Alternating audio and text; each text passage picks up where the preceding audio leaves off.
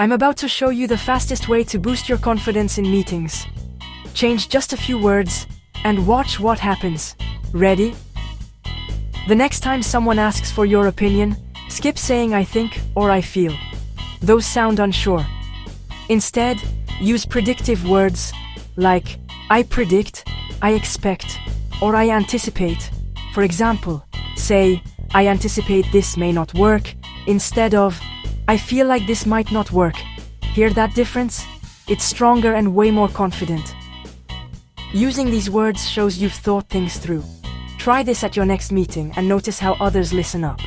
Follow for more tips to boost your confidence.